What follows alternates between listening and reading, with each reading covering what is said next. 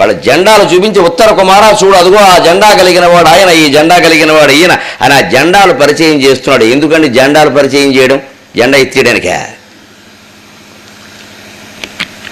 ఒక యుద్ధపరమైనటువంటి వ్యూహం ఉంటుంది, ఒక అవసరం. ఆ జెండాలు చూపించి ముందు కాంచనమయ వేదిక కనత్కేతనోజ్వల విభ్రమము వాడు కలశయుండు సింహలాంగులభూషిత నభోభాగకేతు ప్రంఖణము వాడు ద్రోణసుతుడు కనక గోవృష సంద్రకంతి పరిస్ఫుర ధ్వజ సముల్లాసంబువాడు కృపుడు లలిత కంబు ప్రభా పతాక కలిత విహారంబువాడు లలిత కంబు ప్రభా కలిత పతాక విహారంబువాడు రాధాత్మజుండు మణిమయోరగ రుచిజాలమహితమైన పడగవాడు కురుక్షితిపతి మణిమయోరగ రుచిజాలమహితమైన పడగవాడు కురుక్షితిపతి మహోగ్ర శిఖర ఘన తాళ తరువైన శిడమువాడు సురనదీసోనుడు ఏర్పడ చూచికొనుము సురనదీసోనుడు ఏర్పడ చూచికొనుము. ఎంత ఉత్తారమైన పద్యం అండి. పద్య రచన శేష పద్యం అంటారు ఛందస్సులు. 4 పాదాలు పెద్ద ఉంటాయి, దాని పక్కన కింద ఎత్తుగీత ఉంటుంది.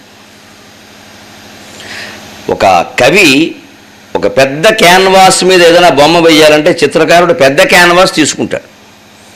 భగవద్గీత విశ్వరూపం అంతా వేయాలంటే ఇంత ఉండాలి తెర. ఓ చిన్న పేక మొక్క మీద ఎత్తి ఏముంది, కనపడదు సరిగ్గా. అదే ఇంత తెర మీద భగవద్గీత విశ్వరూపం పక్కన కృష్ణుడు ఇవన్నీ వెనకాల ఉన్నాయి, మనకు అది బాగుంటుంది. ఆ క్యాన్వాస్ ఉండాలి దానికి. అలాగే కవి కూడా కక్కుర్తి పడకూడదు. అవధానాల్లో కానీ కావ్యాల్లో కానీ కక్కుర్తి పడకూడదు. ఏదో అడిగింది ఏముంది కందపద్యం చెప్పేసి తప్పించే కక్కుర్తి అంటారు. ఇది అడిగిన వస్తువును బట్టి ఛందస్సును ఎన్నుకోవాలి కవి, వారు చెప్పక్కర్లేదు. ఈ విషయాన్ని వర్ణించడానికి శేషపద్యం అయితే బాగుంటుంది. అంత తప్ప శేషపద్యం ధారణకు నిలవదేమో, ఎందుకు ఆట వెళ్తే కొట్టేస్తే పోతుంది కదా అంటే అలాగే లోకిపోతాడు అవధానం కూడా. వస్తువును బట్టి ఆటవెళ్తూ చెప్పే వస్తువులు కొన్ని ఉంటాయి, అవి చెప్పు. వారు అడిగినా అడగకపోయినా విషయాన్ని బట్టి ఛందస్సును ఎంచుకోవాలి, భయపడకూడదు. అలా ఎంచుకుని ఇప్పుడు 5 జెండాలు వర్ణించాలి అంటేను ఓ చిన్న ఆట వెలదులో బట్టి దుర్యోధనుడు జెండా పాము, భీష్ముడు జెండా తాడి జట్టు, కర్ణుడు జెండా శంఖము, దిక్కుమాలిన పద్యం అంటారు దీన్ని. జనరల్ నాలెడ్జ్ బిట్లు అడుగుతారు. కర్ణుడు జెండా ఏమి శంఖము, భీష్ముడి జెండా ఏమి తాడి జట్టు. సమాచారం కోసం పద్యం, అది సంస్కారం కోసం కాదు. జెండాల వర్ణన ఎంత అందంగా చేస్తున్నాడు. కాంచనమయ వేదిక కనత్కేతనోజ్వల విభ్రమము వాడు కలశజుండు. కలశజుడు అంటే ద్రోణుడు, కుంభం నుంచి పుట్టాడు ఆయన. సంకల్పం, తండ్రి సంకల్పం, భరద్వాజ మహర్షి సంకల్పం వల్ల ఆయన బంగారపు వేదికని జెండాన్ని పెట్టుకున్నాడు. ఇదేంటండి, బ్రాహ్మణుడు అంతకంటే ఏం మొహమాటలు, ఆయనకి డబ్బు మీద కాంక్ష.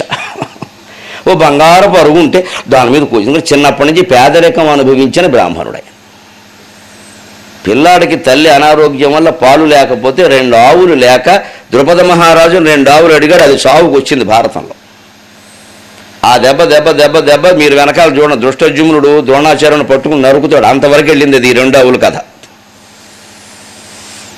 ఏమిటి ఆయన కోరింది అంటే, చిన్నప్పుడు అశ్వత్థామ పుట్టినప్పుడు ఆ భార్యకి అనారోగ్యం, తల్లి పాలు ఇవ్వడానికి లేదు, ఆయనకి పాలు లేవు, అంటే గోవు లేదు, ఆవు లేదు, పేద బ్రాహ్మడు, తినడానికి తిండి లేదు. ద్రుపదుడు ఈయన కలిసి చదువుకున్నారు.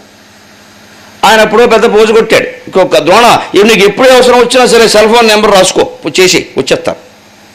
ఇంక సెల్ లేదు, ఫోన్ లిఫ్ట్ చేయట్లేదు, ఎత్తట్లేదు పైకి. ఫోన్లే రాజ్యానికి కడదామని వెళ్ళాడు. వెళ్ళి నేను ద్రోణుడిని నీతో కలిసి చదువుకున్నా అంటే శుభ్రంగా వేసేసుకున్నాడు. అక్కడ ఆ ఉన్న సమయం అది చూసుకోలేదు, వెళ్ళిపోయాడు. రాజుల దగ్గరికి వెళ్ళాలంటే సమయం చూసుకోవాలి ఆయన. వెళ్ళిపోయాడు. వాడు మత్తులో ఉన్నాడు. బాపనాడు, నువ్వు నేను చదువుకున్నానంటే నాకు అవమానం, క్లాస్మేట్ గడ్డిమేట వెళ్ళు అన్నాడు. అంతే. ఆ అవమానాన్ని భరించలేక ద్రోణాచార్యుడు తర్వాత అర్జునుడికి విలువిద్య నేర్పాక కురుపాండవ యోధులందరికీను నాకు గురుదక్షిణగా ద్రౌపదుడిని బంధించిద్దాను అన్నాడు. కక్ష. రాజుకు వాడికి బుద్ధి లేదు, బ్రాహ్మణుడికి ఈయనైనా బుద్ధి ఉండద్దా? అంత కక్ష ఎందుకండి? అంతే, కోపాలంటే అలాగే ఉంటాయి. భారతం అంతా కక్షలు, కార్పణ్యాలు, పంతాలు, పట్టింపులే. అందుకే మహాభారతం అంటే మన నిజ జీవితం, రామాయణం అంటే ఆదర్శ జీవితం, భాగవతం అంటే దివ్య జీవితం. మనం ఎలా ఉంటున్నామో భారతం చెబుతుంది, మనం ఎలా ఉండాలో రామాయణం చెబుతుంది, మనం ఎలా ఉంటే భగవంతుడిలో లీనమవుతామో భాగవతం చెబుతుంది. ఈ 3 చాలు గ్రంథాలు, ఇంకేం అక్కల. ఈ 3 నుంచి మనం నేర్చుకోవాలి. భారతం నిజ జీవితం, మన కష్టాలు గొడవలని. లేదా ఏంటండి ఆయనకి బుద్ధి లేదా అన్నవాడు 2 ఆవులు ఇస్తే ఆయన సొమ్మెం పోయిందని ఎంత తాగుతుంటే మాత్రం అంత అవమానించాలి. పైగా అవమానించి పంపాడు. ఈయన కష్ట కట్టాడు. కురు పాండవులు తర్వాత ఇక్కడికి వచ్చాడు. కౌరవులకి పాండవులు తన ప్రతిభ ప్రకారం, ప్రతిభకి తిరుగులేదండి, ఇంకా పేదరికమేం లేదు, ప్రతిభకి పేదరికం. తన ప్రతిభను నిరూపించుకున్నాడు కింద బావిలో పడిపోయిన బంతిని చేయడం ద్వారా. అంతే, దుర్యోధనుడు అందరికీ నచ్చాడు, వెంటనే గురువుగా పెట్టారు. ఇక్కడ శుభ్రంగా 10,000 జీతంతో అపాయింట్మెంట్ అప్పట్లో. అన్నీ ఇల్లు ఫ్రీ, ఆవు ఫ్రీ, అన్నీ ఫ్రీయే, అన్నీ కూర్చొని ఇంకా పాలే బోర్డు పాలు. ఇప్పుడు పాల వ్యాపారం చేసుకోవచ్చు. ఈ స్థితి వచ్చాక వదిలేయచ్చు విషయాన్ని. బ్రాహ్మణుడు నిజంగా శాంతంగా ఉండి వదిలేయాలి. ఏదో పాడు కర్మవాడు అనుభవిస్తాడులే. కక్ష పెంచేసుకున్నాడు. పెంచేసుకుని అర్జునుడిని కోరిన వరం, నాకు వాడిని పట్టి తీసుకున్నాడు. తీసుకొచ్చాడు. నిజమే, అర్జునుడు వెళ్ళాడు, తీసుకొచ్చాడు. తీసుకొచ్చినప్పుడు పోన్లేని వాడిని దర్శించకుండా వదిలేయంటే వదిలేసాడు. వాడి దగ్గరికి వెళ్ళి కట్లు ఇప్పుతుంటే, ఎవరయ్య వీరు ద్రుపద మహారాజులేమి గర్వం అణిగినది అని పద్యం పడాడు. అక్కడ ఆడికి మండింది. ఇది ఎందుకండి? దీని ఓవరాక్షన్ అంట. నువ్వు ఏదో చేసేవి ఇంట్లో ఆడవచ్చు కదా. వెళ్ళి వాడి మీద పద్యం పెట్టాడు. వాడు రాజు, ఎంతైనా క్షత్రియుడు, కక్క మొక్క తినే రకం. వాడు ఆ వెళ్ళమే ఇంటికి వెళ్లకుండా వాడు శివుడి గురించి తపస్సు చేసి అర్జునుడిని పెళ్ళాడే అమ్మాయి ద్రోణాచార్యుని చంపగడిగే కొడుకు కావాలని వాడు తపస్సు చేశాడు. అయిందా? అగో ఆ ద్రోణాచార్యుని చంపగలిగిన కొడుకే ధృష్టద్యుమ్నుడు, అర్జునుని పెళ్ళాడే స్త్రీయే ద్రౌపది. ఇద్దరు పుట్టారు. అగ్నిశఖ నుంచి పుట్టింది ఆవిడ, అగ్ని నుంచి. వాళ్ళు ఆ కక్ష పెంచేసి కూర్చున్నారు. ఇంకా అందుకే ద్రోణాచార్యుని పరమ అధర్మం అయినా సరే ఆయన విల్లు బాణాలు వదిలేసి కూర్చుంటే ధృష్టద్యుమ్నుడు వెళ్ళి జుట్టు అట్టుకుని నరికి పారేశాడు. వాడు పుట్టిందే అందుకోసం. వాడు నువ్వు వేసుకుంటే వేసుకో, జైలు శిక్ష, లేకపోతే నేను చేస్తానని చెప్పి చేసేసాడు. అర్జునుడు చూస్తుండగా చేసేసాడు. అర్జునుడు వెళ్ళి ధృష్టద్యుమ్నుడు నరికేద్దామని చూస్తే ఈయన ఫ్లూట్ కచేరి పరమాత్మ, ఆగో వాడు ఓవర్ యాక్షన్, నువ్వు ఓవర్ యాక్షన్ చేయక. ద్రోణాచార్యుడు కర్మ ప్రకారం జరిగింది, అది వచ్చి వెనక్కి వచ్చి నువ్వు మళ్ళీ చరిత్ర సృష్టించకని చెప్పాడు. అంతే చెప్పాడు. ఈయన నాకు తెలియదు అనుకుంటా, నేను ఆపలేను. వాడు అందుకోసం పుట్టాడు. వాడి పని వాడు చేస్తున్నాడు. పాని ఈ బ్రాహ్మణుని తక్కువడు కదని చెప్పాడు. చరిత్ర ఎవరిని క్షమించదండి. బ్రాహ్మణులు లేవు, క్షత్రియుడు లేదు, ఆయన పరమాత్మగా అందరూ ఒకటే. ఎందుకింతంత కక్షలు? అదే లెక్క. అదే అందుకని ఆయనకి ఈ డబ్బు మీద కాంక్ష చిన్నప్పటి నుంచి. నాకు బంగారు పరుగుంటే అందుమే కూర్చుని చెంచాతో కాస్త గీక్కుని అమ్ముకోవచ్చు. కాంచనమయవేది కాకనత్కేతనోజ్వల విభ్రమము వాడు కలశజుండు. అశ్వత్థామ ఎవరి స్వభావానికి తగిన జెండాలు ఉంటాయి, ఎన్నికల గుర్తుల్లాగే. సింహలంగూల భూషిత నభోభాగ కేతు ప్రేంఖణము వాడు ద్రోణసుతుడు. అశ్వత్థామ జెండా మీద సింహం ఉండదుట, తోక ఉంటుంది. మరి అది ఉంటుంది, అదో టేస్టు. సింహం ఉండదు, తోకే ఉంటుంది. సింహం లాంగోలం అంటే తోక. అంటే వీడి అశ్వత్థామ స్వభావం ఏంటంటే అనవసరపు విషయాలు కూడా మాటి కల్పించుకుని సర్రమం లేస్తూ ఉంటాడు, సింహం తోకలాగా. వాడు బుద్ధి అది. దానివల్ల వాడికి ఇబ్బందులు చాలా. పైగా ధర్మం కాదు, అధర్మానికి లేచిన సందర్భాలు ఉన్నాయి. వాడికి ఏవో కొన్ని అంకిత భావాలు, కృతజ్ఞతలు ఏవో ఉంటాయి. నా నాయకుడు వీడే జీవితం అంతా, ఇక మాకు అధిష్టాన వర్గం తెలియదు అంటారు చూడండి, ఆ టైప్ అశ్వత్థామ. ఇంక వాడు దుర్మార్గుడన్నా సన్మార్గుడా ఎవడైనా మేము వాడికి అంకితం, మాకెవరూ తెలియదు, ఇంకా వాడు ఏదంటే మాది. ఆ రకం అశ్వత్థామ అని సింహం తోకనే అంటారు. ఇప్పటికే ఉన్నారు అటువంటి నాయకుడు. మాకు వాడే నాయకుడు అని ఉన్నా పోయినా ఏమైనా సరే దీని అంకిత భావం ఆయన అనుకుంటాడు. ఇదేమిటిది ఈ అంకిత భావాలు మనం అనుకుంటాం. వాడి స్వభావం కూడా వాడు సింహం తోక. సింహలాంగూల భూషిత నభోభాగ ఏక ఆకాశం అంత ఎత్తుంటుంది ఆ తోక. ప్రేంఖణము వాడు ద్రోణసుతుడు. కృపాచార్యులు కనక గోవృష సాంద్ర కాంతి పరిస్ఫురత్ ధ్వజ సముల్లాసంబువాడు కృపుడు. కనక గోవృషము, బంగారపు ఆవు, ఎద్దు, ఇవి కృపాచార్యుల యొక్క జెండా మీద అనేది. కానీ బ్రాహ్మణుడు బావమరిది పడిన కష్టాలు చూశాడు. మనకు ఆవులు ఎద్దులు పుష్కలంగా ఉంటే, ఆవులు ఉంటే పాలు తాగొచ్చు, ఎద్దులు ఉంటే వ్యవసాయం చేసుకోవచ్చు, పాడి పంట. ఏదో 18వ శతకంలో చెబుతారు, మడిదున్నొక బతుకవచ్చు మహిళోసుమతి అడిగిన జీతం బీజని మిడిమేలపు దొరను కొల్చి మిడికుట కంటెన్ వడిగల ఎద్దులు కలిగిన మడిదున్నొక బతకవచ్చు మహిళోసుమతి. ఇది కృపాచార్యుడు వంటపట్టిన పాఠం. అందుకని కాంగ్రెస్ పార్టీ గుర్తండి కాడెద్దులు పూర్వం ఉండేది. మూర్తిరాజు గారు పోటీ చేసినప్పుడు అదే గుర్తు మా చిన్నతనంలో. కాంగ్రెస్ పార్టీ అంటే కాడెద్దులు. నాగలు దున్నే కాడి, పొలం దున్నే కాడి, 2 ఎద్దులు పూర్వం గుర్తదే. అదే కృపాచార్యుడు గుర్తు. 10 ఎకరాల పొలం, 10 ఆవులు ఉంటే పోయేదానికి ఎందుకు రాజ్యం అనుకుంటాడు ఆయన. కర్ణుడు చాలా ఆశ్చర్యపోతాం మనం. ఆయన గుర్తు ఏమిటో తెలుసా? లలిత కంబు ప్రభా కలిత పతాక విహారంబువాడు రాధాత్మజుండు. ఈ కుళ్ళు రాజకీయాలు, చిన్నప్పటి నుంచి ఎదుర్కొన్న అవస్థ, కన్న తల్లే నీటిలో విసిరి బారేయడం, ఏవో కబుర్లు చెప్పొద్దు. చేసిన తప్పు, కుంతి చేసిన తప్పు, అందుకే ఆవిడ జీవితాంతం క్షోభ అనుభవించు. కానీ కుంతిని అర్థం చేసుకోవాలి మనం, అదొక్కటే తప్పు చేసిన జీవితం, ఇంకేం చేయలేదు మాట. అది దాని వరకు తప్పే, అది ఘోరమే, నేరమే, కానీ అదొక్కటే చేసింది, ఇంకేం చేయలే. అందుకే పాత్రల గురించి మాట్లాడు చాలా జాగ్రత్తగా మాట్లాడాలి. ఆ తప్పు ఒక జీవితాన్ని తినేసింది. అందుకే ఆవిడ ఏడుస్తుంది. గొట్టుముక్కల రామకృష్ణ శాస్త్రి గారు కాకినాడ పక్కన నడకుదురు మహాకవి చెబుతాడు, తనయుల కోసమంచు సరదాపడి, తనయుల కోసమంచు సరదాపడి, ఏ పెరవారి బిడ్డనోగని కడు ముద్దుగా పెంచుకొందుర పుత్రులు. పిల్లలు లేని వాళ్ళు వేరే వాళ్ళ పిల్లలను తెలుసుకుని ముద్దుగా పెంచుకుంటారు. మా అబ్బాయిని చెబుతారు, పక్క వాళ్ళని అవుతూ ఉంటారు, వీళ్ళ అబ్బాయిట అంటున్నాను. అయినా సరే ఎంత ప్రేమగా పెంచుతారు. తనయుల కోసమంచు సరదాపడి, ఏ పెరవారి బిడ్డనో కొని కడు ముద్దుగా పెంచుకుందుర పుత్రులు. కన్న బిడ్డను అర్కుని అవతారము కవచకుండల శోభితుని. నువ్వు మామూలు వాడివి కాదు కదరా, నాకు కన్న బిడ్డవరా, 9 నెలలు మోసి కన్నాను నేను. పైగా మామూలు వాడికి పుట్టావా? అర్కుని అవతారమును ప్రత్యక్ష దైవమైన సూర్య భగవానుడు పుట్టావు నువ్వు అని చెప్పుకుందుకు నాకు యోగం లేదు. ఏం బతుకున్నది? దివ్య పురుషుడికి పుట్టావని చెప్పుకునే యోగం లేదు కదరా. కన్న బిడ్డను అర్కుని అవతారమును కవచకుండల శోభితిని. ఎవరైనా బిడ్డ ఎలా ఉన్నా నా బంగారు కొండ, నా బిడ్డ నిజంగా బంగారు కొండ. వాడు ఒంటి మీద కవచం, చెవుల కుండలాలు సహజంగా ఉండి పుట్టాడు. వాడు బంగారంతో పుట్టాడు, బంగారు కొండ. శ్రీకృష్ణుడికి పట్టలేదు ఆ అవస్థ, రాముడికి పట్టలేదు ఆ అవస్థ. కర్ణుడికి ఉందా యోగం. సృష్టి మొత్తం మీద బంగారు కొండ ఎవడన్నా ఉంటే కర్ణుడే. తనయుల కోసమంచు సరదాపడి, ఏ పెరవారి బిడ్డనో కనికడు ముద్దుగా పిలుచుకుందుర పుత్రులు. కన్న బిడ్డను అర్కుని అవతారము కవచకుండల శోభితిని. నిన్ను గంగలో మొలిచిన తల్లి నేనొకతే పుట్టి తినేటికి భరతావని. నిన్ను గంగలో మునిచిన తల్లి నేనొకతే పుట్టి తినేటికి భారతావని. ఇంత పశ్చాత్తాపడినందుకు ఆ తల్లిని క్షమించాలి. కానీ ఆ క్షోభ ఆవిడ అనుభవించింది జీవితాంతం. అది కర్ణుడి జీవితాన్ని తినేసింది. ఇది తర్వాత తెలిసాక దుర్యోధనుడితో ఉంటూ కూడా ఏమిటి ఈ మనిషి ఇలా ఆలోచిస్తాడు, ఈ మనిషిని సమర్థించక మనకి తప్పడం లేదే. కొన్ని రాజకీయాల్లో గాఢమైన స్నేహాలు ఉంటాయి. వాడు దుర్మార్గుడైనా వీడు వాడిని వదలడు. మా స్నేహితుడు అని ఆయన అంటాడు, నేను మొదటి నుంచి ఆయన నమ్ముకున్నానండి, ఏదో ఇంకా ఆయనతోనే ఈ జీవం వెళ్ళిపోవాలి. అది కర్ణుడి చరిత్ర. ఎప్పటికే ఉన్నారు, పేర్లు చెప్తే బాగుండదు కానీ అంత గాఢ స్నేహం. మునిగిన ఆయనతోనే, తేలిన ఆయనతోనే. అటువంటిదే దుర్యోధన కర్ణుల స్నేహం. అందుకే ఆయన మనస్సు స్వచ్ఛం. ఆ మనస్సులో ఈ రాజకీయాలు కల్మషాలు లేవు. ఆయన ఎవరిని ఏమన్నా, ఎవరి చేత ఏమనిపించుకుని అన్ని పైపే నాటకాలే.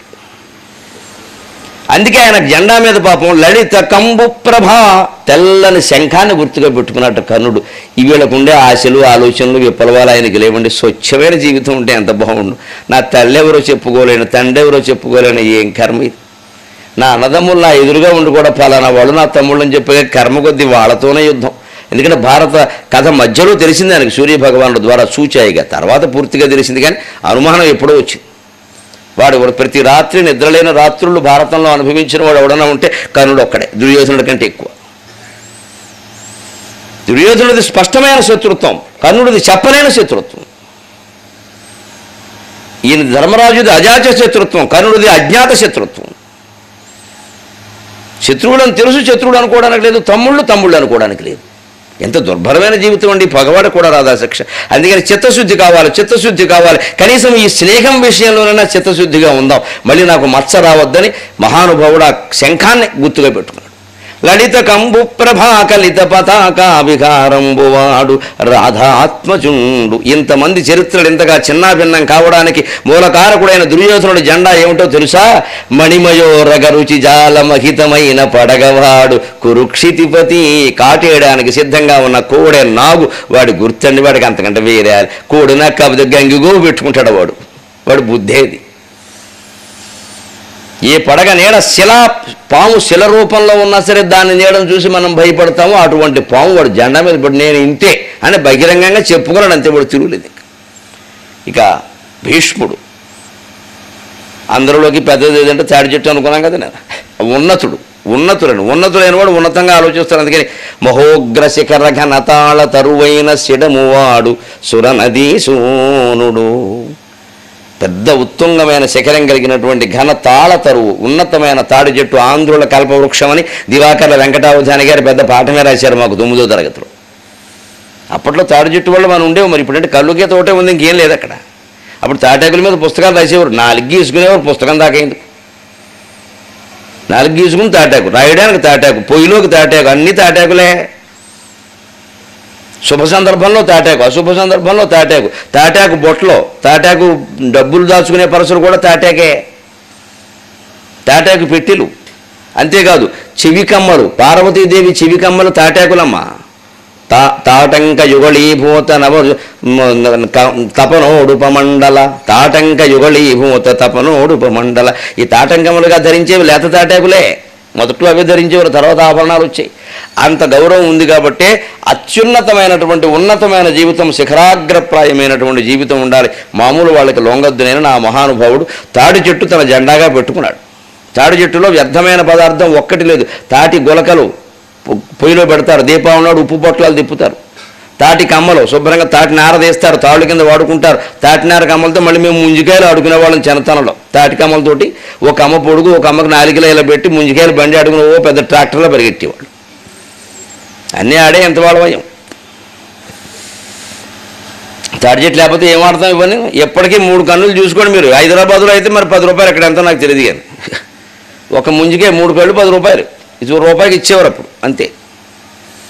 అన్ని ఉపయోగాలే. నిరుపయోగమైన వస్తువు తాడి చెట్టులో ఒక్కటి కూడా, అంటే భీష్ముడి జీవితంలో కూడా సంపూర్ణంగా అందరికీ ఉపయోగపడిన జీవితమే, ఆయన కోసం ఉపయోగపడిన జీవితం కాదు. అందుకని అటువంటి జెండా ఏర్పడ చూచి కొనుము. ఈ జెండాలు చూపించడం ఎందుకండి, ఆలోచన చేయండి కొంచెం పెద్దవాళ్ళు. జెండాలు చూపించడం ఎందుకండి, ఇది పద్యం కోసమా? కాదు. యుద్ధం ఎలా ఉంటుందంటే, యుద్ధంలో లోపలికి బయట ఉన్నంత వరకు బాగానే, లోపలికి వెళ్ళిపోయిన తర్వాత అర్జునుడికి ఒక్కసారిగాను ఆ దుర్యోధనుడి దగ్గరికి పోనే అనాల్సి వస్తుంది. ఉత్తరుడికి దుర్యోధనుడు ఎవరో తెలియదు.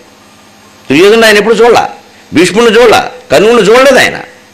కాబట్టి కర్ణుడి దగ్గరికి పోనే అంటే ఎక్కడండి ఎక్కడండి అంటే ఈలోపు కర్ణుడు బాణం వేసేస్తాడు ఈయన మీద, అయిపోతుంది.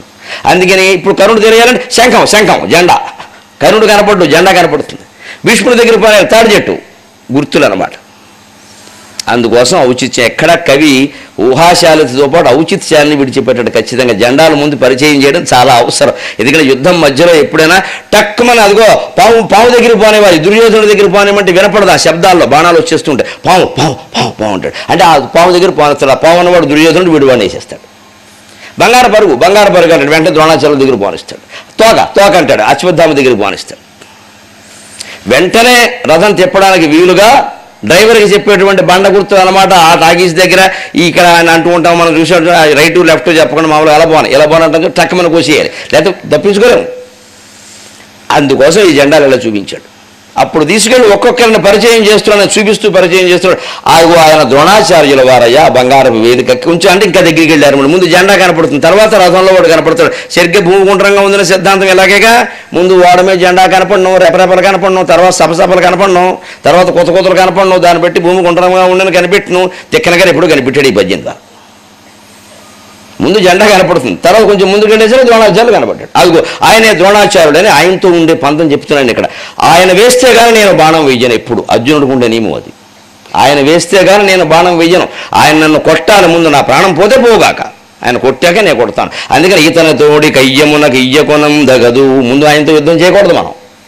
తర్వాత ఆయన పక్కనే ఉంటాడు ఎప్పుడు, తండ్రికి రక్షకుడుగా యువనేత అశ్వత్థామ, సింహలాంగోలం, సింహపు తోక అని. ఆయన ఎంత పరాక్రమవంతుడయ్యా, శివ తపస్సయ్యా, పరమేశ్వరుడు కోసం అకుంఠితమైన తపస్సు చేశాడు. శివ ప్రసాదంతో ఉన్నటువంటి మహానుభావుడు, ఈశ్వరోపాసన ధూర్వకుడు. అలాగే ఆ పక్కన చూడు ఇంకొంచెం దూరంగా ఆయన పట్ల రొసరొసగా చూడు, ఇప్పుడు కర్ణుడికి అశ్వత్థామకి పడదు. అందుకని ఆ కర్ణుడు, ఆ శంఖంతో ఉన్నాడే కర్ణుడు. కర్ణుడి గురించి కూడా మంచి మాటలు చెప్పాడు. గొప్ప వీరుడయ్యా, గొప్ప మా దుర్యోధనుడికి ఈయనంటే ప్రాణమయ్యా అని. యుద్ధరంగంలో నిజంగా రెచ్చిపోతే పట్టుకోవడం కష్టమయ్యా అన్నాడు అర్జునుడు. నిజంగా రెచ్చిపోతే పట్టుకోవడం కష్టమయ్యా, కౌరవ సైన్యం అంతా కర్ణుని చూసుకుని పొంగుతూ ఉంటుందయ్యా. అతను కర్ణుడు అన్నాడు. ఎక్కడా కర్ణుడి గురించి ఒక తక్కువ మాట చెప్పాల. శత్రువును తక్కువ అంచనా వేయడం వీరుడి లక్షణం కాదు. కృపాచార్యుని చూపించాడు. మా ఎలిమెంటరీ స్కూల్ హెడ్ మాస్టర్ అయ్యా అని రాయించారు చూచిరాత. ఆ రుచితో అక్కనే ఎలక ఆరుతో అడుగున ఎలా అని పైన రాశారు ఆయన, మేము కింద రాశాను ఆయన. ద్రోణాచార్యులు రాకముందు మాకు చదువు చెప్పింది. అప్పుడు భీష్మ పితామహులను చూపించి ఉత్తరుడికి సూచన చేస్తున్నాడు, అనవసరంగా భీష్ముడి దగ్గరికి పోనీయకు. భయపడ్డం కాదు, అనవసరంగా పోనీయకే. ఎందుకని ఈ కుర్రాడికి సరదాలు ఉంటాయి. అసలు భీష్ముడు అర్జునుడు దెబ్బలాడుకుంటుంటే ఎలా ఉందో చూద్దాం. వీడు సొమ్మేం పోయింది, కెమెరా పెడతాడు, ఇక్కడ బాణాలు పడేది వాడు, పైగా సమయం ఆలస్యం. అందుకని సరదాకి ఉత్తరుడు అక్కడ రథం తిప్పాడు అనుకోండి, అక్కడికి వెళ్ళాక భీష్ముడు కనపడతాడు, పారిపోతే పారిపోయాడు అంటారు. యుద్ధం చేద్దామని చెబుతున్నాను స్పష్టంగా, శంతను నందను చెంతకు నరదము పోనీయవలదు. అనవసరంగా శంతను నందనుడైన భీష్ముడి దగ్గరికి రథం పోనీయద్దు. ఎందుకంటే అసలు దుర్యోధనుని పట్టుకుండా ఈయన మన ఇక్కడ గంట ఆపు చేస్తాడు. ఈయన ఏదో చేస్తాడని నేను అంటలా, నేను దాటగలను. కానీ సమయం గంట దాటిపోతే నామినేషన్ వేసే టైం దాటిపోతుంది. మరి అదైపోయి ఇంక చేసేదేముంది? అంత ఆలోచన ఉండాలని యుద్ధాన్ని ఎదుర్కోవాలంటే వీరావేశం ఒకటి ఉంటే సరిపోదు. ఇక్కడ దానికి తగిన ప్రణాళిక, దాని ప్రకారం అనుసరించుకుంటూ వెళ్ళడం. అందుకే జెండా గుర్తులు చూపించాడు ముందే. నేను ఎప్పుడు ఏ జెండా చెప్తే వాళ్ళ దగ్గరికి టక్కుమని పోనేందుకు నీ ఇష్టం ప్రకారం పోనీక కొంపలు అంటుకుంటాయి. మనం వచ్చింది దేనికి? దుర్యోధనుని వేసేయాలి, గోవులను పట్టుకెళ్ళాలి. మీ అమ్మాయి చెప్పింది కదా చెల్లెలు, ఆ బొమ్మ పొత్తికల చందన బొమ్మన అది పట్టుకెళ్ళాలి. అంతే, దానికోసం వచ్చాం.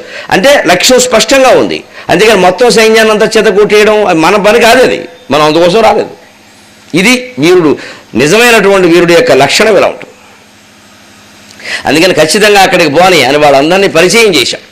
అప్పుడు ఒక్కసారి కౌరవ సైన్యాన్ని చూడగానే, దగ్గరికి వెళ్ళగానే రెచ్చిపోయినటువంటి అర్జునుడి యొక్క యుద్ధం ఎలా ఉందో ఆ ధనుస్సులా పట్టుకుని ఠం ఠం ఠం ఠం అను భీషణ ధ్వనుల వింటన్నారి సారించి వైకుంఠుండా రఘురామమూర్తి అని భాస్కర రామాయణంలో చెప్పినట్టుగా బాణ పరంపర ఇటు ఇటు ఇటు ఇటు వస్తూ ఉంటే గుణముల లస్తకంబునను కోటి యుగంబున, గుణముల లస్తకంబునను కోటి యుగంబున తార భీషణముగనుప్పతిల్లి రభసంబున రేగెడు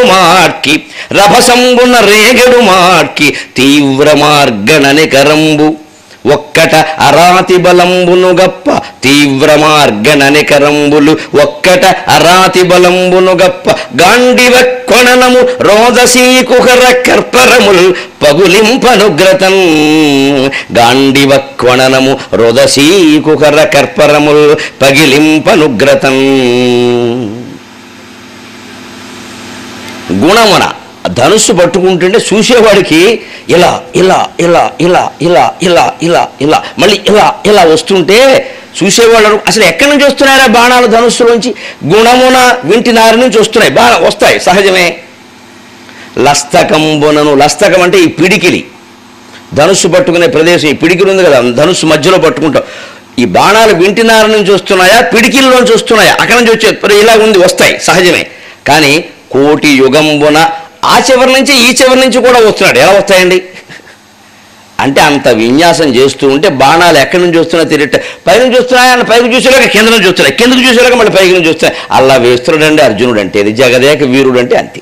గుణమున లస్తకంబునను కోటి యుగంబున, కోటి అంటే అంచు, అందుకే ధనుష్కోటి అంటారు ఒక పుణ్యక్షేత్రాన్ని. శ్రీరాముడు తపస్సు చేసే ముందు సముద్రం కోసం ఆ ధనుష్సును అక్కడ పెట్టాడు, దాని అంచు తగిలిన ప్రదేశం, అందుకని ధనుష్కోటి అంట. అందుకని ఆ కోటి అంటే అంచు, కోటి యుగంబున పై అంచు కిందంచు. అలాగే తార తమంత తామే. పైగా అర్జునుడు అంటే ఇలా బాణం వేయాలంటే ఇలా అమ్ముల పొద్దులో ఉంటుంది, అదో డబ్బా, ఖాళీ అయిపోయిన పాండ్స్ పౌడర్ డబ్బాలో ఉంటుంది అది. ఆ డబ్బా ఒకటి వెనకాల కట్టుకుంటారు, బాగానే ఉంది నిజమే, అందులో పెట్టావు 10-20 పెట్టావు, అన్ని పట్టవు పెట్టావు పోని. బాణం తీయాలి, ఎలా తీయాలి? ఆ బాణాలు కూడా అందులో ఆ గ్రద్ద ఈకలు కడతారు బాణాలకి, ఎందుకంటే గ్రద్ద వేగంగా ఎగరగలిగే పక్షి. ఆ ఈకలు కడితే బాణం కూడా ఆ వేగంగా వెడుతుంది గాలికి.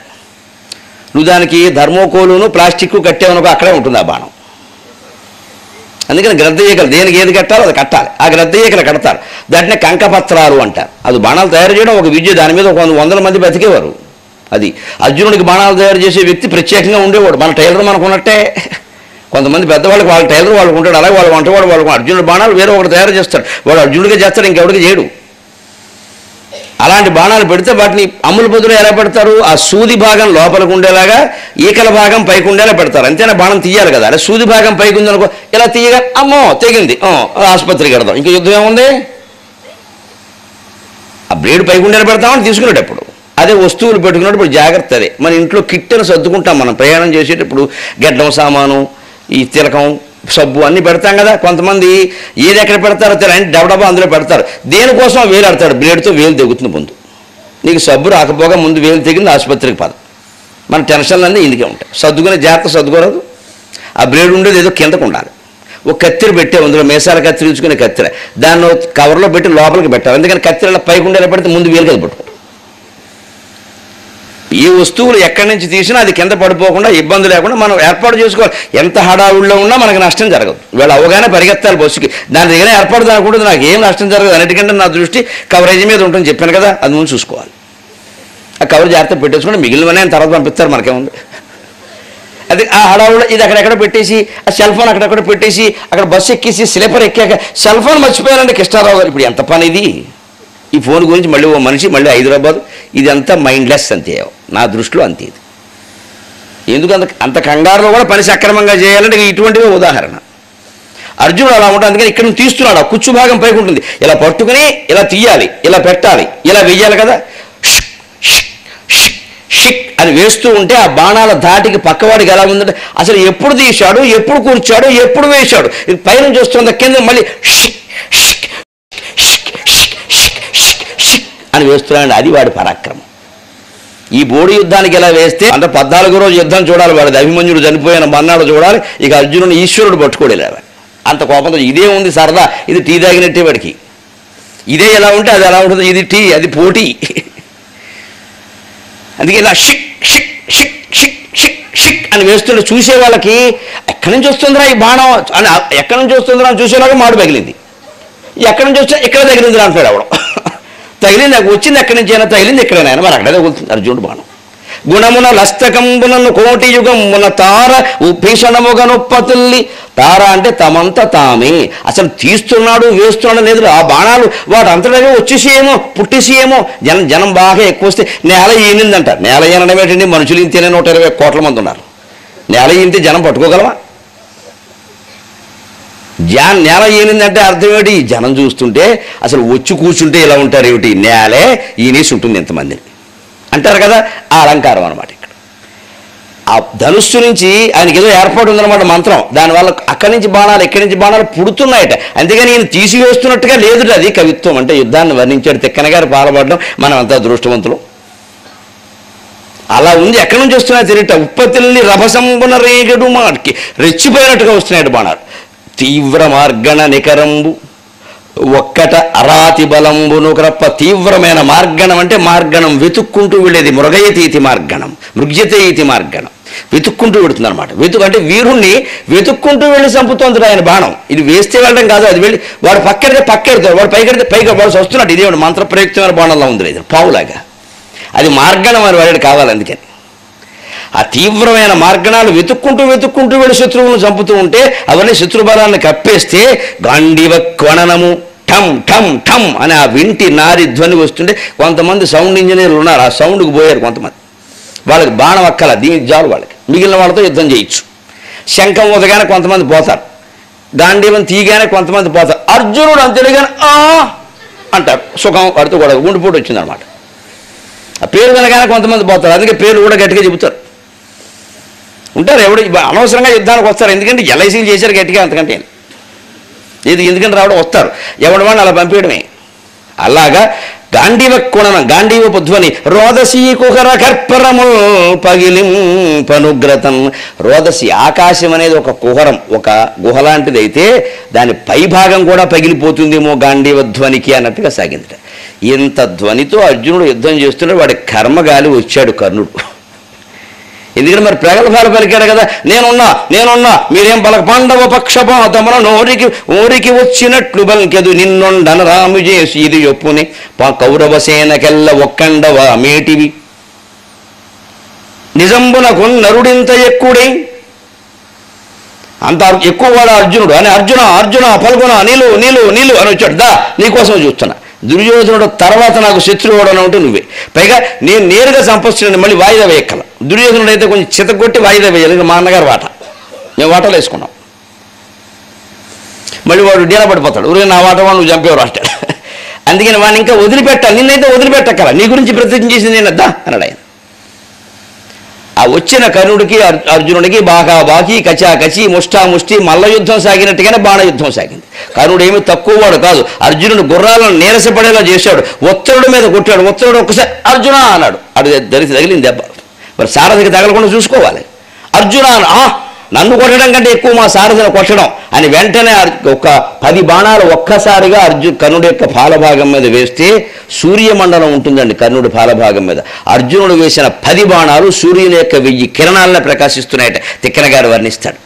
అలా కర్ణుడు ఇంకా అదేమిటి ఇన్ని బాణాలు పడ్డాయో ఒక్కసారి చూసేలోగా కర్ణుడు రథాశ్వాలను కూలగొట్టాడు. కర్ణుడు సారథిని చంపాడు. రథాన్ని 2 ముక్కల కింద విరగొట్టాడు. అరిమురినంగములెల్లను నురుమగనిట్లడరి అర్జునుని అములకున్ అరిమురినంగములెల్లను నురుమగ ఇట్లడరి అర్జునుని అములకున్ వెరచరసి సూతపుత్రుడు పరచె భూమి ఎదురువ మత్స్యపతి సుతుడార్వన్. సారథి మీద, గుర్రాల మీద, ఆయన పాలభాగం మీద, ఆయన తొడల మీద, పాదాల మీద 100,000 బాణాలు గుప్పించేసరికి తట్టుకోలేక కర్ణుడు రథం దిగి పారిపోయేట దెబ్బకి. అది అర్జునుడి యొక్క పరాక్రమం. కర్ణుడు నిలబడగలడు, అర్జునుడు ముందు నిలబడలేడు. ఉత్తరుని ఒక్క దెబ్బ కొడితే అంత పౌరుషం వచ్చిందండి. ఆయన బాధ్యత అలా ఉంటుంది యుద్ధంలో. మనకంటే ముందు మనవాణ్ణి కాపాడుకోవడం ముఖ్యం. పైగా అతను భయపడ్డాడు. నేను రానని చెప్పాడు. ప్రాణములు తీపన అంటే లాక్కొచ్చాడు. ఈయన లాక్కొచ్చిన వాడిని ముందు కాపాడు. లేదా ఏమంటాడు, నాకు తెలుసు ఇలా జరుగుతుంది, నా ప్రాణం పోవడానికి నువ్వే కారణం అని వాళ్ళ అమ్మేనా అంటుంది. మా వాడు ఏదో చిన్న కూర 2 వదిలేయకూడదా అంటుంది. అందుకని చాలా కోపం. చూద్దాం అదేమిటో. ఎందుకంటే అంతకుముందు ఇంత కోపం, కర్ణుని ఇలా చేద్దాం, ఇవాళ అడ్డం రాకపోతే కర్ణుని ఎదిరించేవాడు కదా. ఆయన లక్ష్యం అది కాదు. వచ్చాడు, వేసేసాడు మొత్తం రథాలని గుర్రాలని. ఒక్కసారి 72 బాణాలు వేసాడు. పైన 10, ఇలా 4, 8 వరుస పెట్టి వేసుకుంటూ పోతే కర్ణుడికి విరిగిన ధనుస్సు బదులు కొత్త ధనుస్సు తీసుకునే అవకాశం ఇయ్యాల. ఎప్పుడు యుద్ధంలోనైనా జీవితంలోనా గెలుపది. శత్రువుల్ని గెలవాలంటే అవకాశం ఇవ్వకూడదు. కొట్టదలుచుకుంటే కొట్టేయడమే మొత్తం అంతే. వ్యూహం మీద వ్యూహం వేసేస్తుంటే పెదరాళ్ళు మనకి ఊపిరాడదు. అసలు ఆలోచించుకునే సమయం ఉండదు. రంగాల్లో గెలవాలంటే అంతే. అందుకని ఊపిరాడకుండా చేసి అరిమురినంగములెల్లను నురుమగనిట్లడరి అన్ని అవయవాలు నురుమగంటే పనస పొట్టు తిరిగినట్టు కట్ కొట్టేస్తుంటే తట్టుకోలేక అర్జునుని బాణాల ధాటికి తట్టుకోలేక వెరచరసి సూతపుత్రుడు, భయపడినటువంటి సూతపుత్రుడైన కర్ణుడు పరుగు పెట్టేట. పుడమి అదురువా, వాడు బలం తక్కువ కాదని భూమి ఎదిరింది వాడు పరిగెడుతుంటే. అంతే వెంటనే మత్స్యపతి సుతుడు అంటే విరాట్ రాజు కుమారుడు అన్నట్టు వాడికి ఆనందం. కర్ణుడు పరిగెట్టడం నా కళ్ళతోడు చూసి అస్సలు కర్ణుడు అంటే ఏంటి, మా వాడు పరిగెట్టి మనం కొట్టలేకపోయినా మనవాడు కొట్టాడుగా చెప్పుకోవడం వాడు. ఒక్కసారి R1 అంటే ఇప్పుడు అమెరికా భాషలో అన్నాడు అన్నమాట వాడు. మరి అది మన దెబ్బ అంటే అని ఇంకోసారి బాగానే అన్నాడు ఆయన. ఇది కర్ణుడిని వెళ్ళగొట్టి పరిగెట్టినటువంటిది. ఇక్కడే మనం ఆలోచన చెయ్యాలి. ఇది కర్ణుడు ఇలా పరిగెట్టడం ఇంచుమించుగా 3వసారి. ద్రౌపది స్వయంవరం అయింది, ఘోషయాత్ర అయింది, ఇప్పుడైంది. ఇంకా దుర్యోధనుడు వీణ్ణే నమ్మాడు అంటే లలాట లిఖిత రేఖ పరిమార్ష్టం నశక్యతే, నుదుటను రాసిన వ్రాత తప్పదు కదా నూరేండ్లు చింతించిన. ఇన్ని జరిగిన ఇన్ని అనుభవాలైనా రాజరాజు ఏమయ్యాడో అనే చింత కూడా లేకుండా గోవుల కంటే ముందు పరిగెట్టాడు ఈ పెద్ద మనిషి. ఈయన నమ్ముకుని 18 రోజులు యుద్ధంలోకి దిగడం అంటే ఏమిటండి? ఎంత విచిత్రమైన విషయం అంటే.